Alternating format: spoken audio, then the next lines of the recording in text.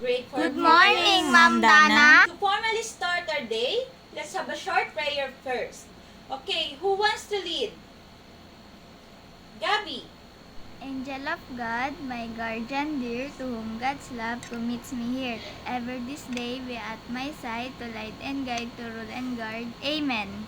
Okay, please find your comfortable seats. But by the way, who is absent today? Non-teacher. Very good. Okay, before we start our activity, please find your seats and remove all the unnecessary things in your table. Okay? And please remain quiet when someone is talking and ask permission if you want to say something. Okay? Am I clear? Yes, Ma'am. Okay, very good. So, last meeting, what was our lesson last meeting? Who can still recall the lesson that we tackled last meeting? Ma'am, Raise your Ma'am. hands. Yes?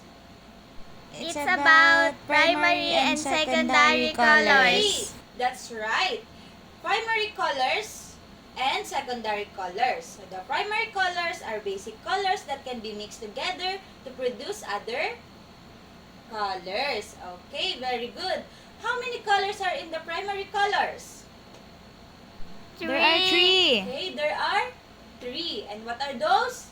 Red, Red, blue, yellow. yellow. Very good. How about secondary colors? Okay, these are the color combination created by the equal mixture of 2 primary Colors. Okay, if we mix the color red and blue, what will be the color? Violet. The red and yellow. Orange. How about yellow and blue? Green. Okay, very good. It's green. Now you know that primary color and secondary color is. Let's move on. Now, I am going to show you some pictures. And you will select the design that stand out for you and then describe its appearance, okay? Yes, Ma'am. Okay, Gabby, what will you choose among these shirts? I like the Captain Levy, Ma'am, because I find it cute. Wow, that's interesting. If I will choose, I would like this one, the red one. The design is unique. I think it will be good on me. So these designs are all awesomes. But did you know that there are still some other ways to design a shirt? Let's find out. Are you ready? Okay, let's start. Okay, we have a new topic for today, and at the end of the lesson, you are expected to number 1 is know and identify the proper procedures of making tie-dye design. Second, showcase confidence and teamwork in making tie-dye design. And the last one is create a unique tie-dye Design. Okay. The picture on the screen is an example of tie-dye design. This will be our topic for today. Are you excited? Yes. Raise your hand if you want to know the procedures in making tie-dye. Me. Okay. Everyone, give me an A, give me an R, give me a T, give me an S. This is Arts. This is Arts. This is Arts. art. Okay, clap your hands. Okay, the term tie-dye first appeared in the United States during 1960s. Hippies who were protesting the Vietnam War and promoting peace and love began wearing clothing with vibrant colors and psychedelic designs. This clothing is called Tie-dye. tie-dye. Very good. The process of tie-dye typically consists of folding, twisting, pleating, or clamping fabric or garment before binding it with string or rubber bands, followed by the application of dye or ink. So, how is it done? Okay, fabric is tied at different points, and the tied fabric is dipped in the fabric dyes or ink, and then the fabric is left to dry. This method helps to get color variants and patterns on the cloth.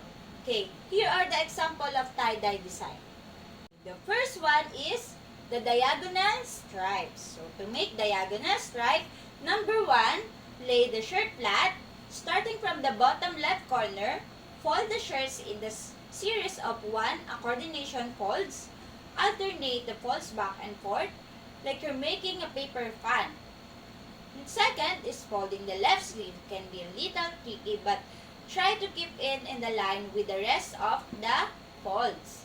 Number 3 is secure the folded shirt with rubber bands, placing a rubber band every 1 to 2 inches. So to create stripes, apply dye colors and alternating sections, or create color block design like the shirt in the picture on the screen.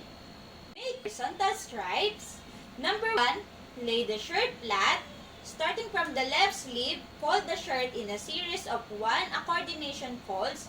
Alternate the folds back and forth like you're making a paper fan. Second is secure the folded shirt with rubber bands, placing a rubber band every 1 to 2 inches. And the third procedure, to create stripes, apply dye color in alternating sections. Bullseye tie-dye pattern. So first, lay the t-shirt flat on the table. Pinch a small section of fabric at the center of the shirt. If you want the bullseye to be off-centered, choose a small section off-centered. Pull and pinch fabric up to the point and smooth the rest of the shirt down to create skinny cone shape. Third is wrap rubber bands around the cone of fabric. Start about an inch below the point of the cone. And you can add as many as you want or few rubber bands as you want. And 4 is to make stripes, apply alternating colors dye.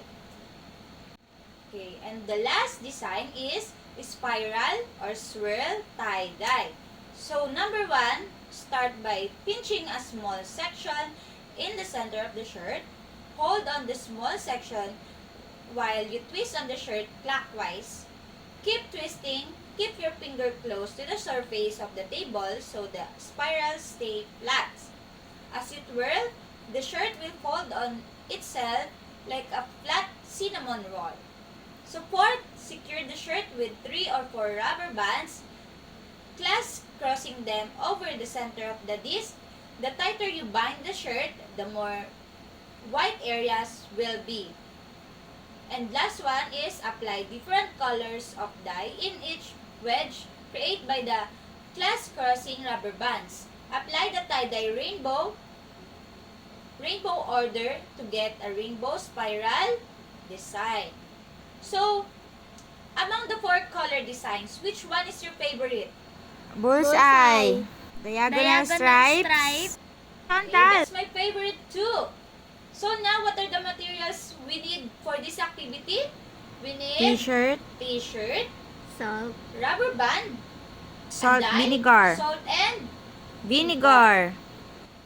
now I want you to group yourselves into 4 groups.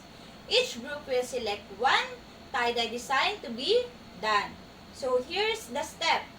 So step 1, fold and tie the shirt. Second is soak the t-shirt in the water to make it soft. Third is wear face mask and gloves before you mix the dye. And step 4, in a hot water mix, the 2 sachet of dye, 2 tablespoons of vinegar, and 1 tablespoon of salt. Get the t-shirt that you tied in and put it in the water. Catch basin with mixed dye, vinegar, salt with 5 to 15 minutes. After that, rinse the t-shirt in pure water. Step 7, remove the tie and make it dry. Step 8 is clean the area. Okay? I will give you 15 minutes to do that. Okay, ma'am. Okay, and it's all done. You made the tie-dye shirt, and I'm so proud of you all. Let's clap our hands for a job well done. So now, what have you realized doing the tie-dye activity? Was it hard or easy? Easy. Hard. Okay? Lian, can you share? Ma'am, I'm so happy doing it. It's slightly hard, but together with my classmate, it makes it easy, and we really enjoyed making tie-dye shirt. Okay. It's really hard to make some artwork like this. It requires time and effort. No matter how it looks like it's still an art with a deep meaning within. So don't judge an artwork based on the appearance Appreciate instead the effort exerted and the meaning applied by the artist. Do you understand? Yes! Okay. Okay, so before we end our class, I want you to get 1/4 sheet of paper, identify the types of the tie-dye design, and write your answer on the 1/4 sheet of paper. For your assignment, look for another tie-dye design, list down the procedures and the materials needed. Okay?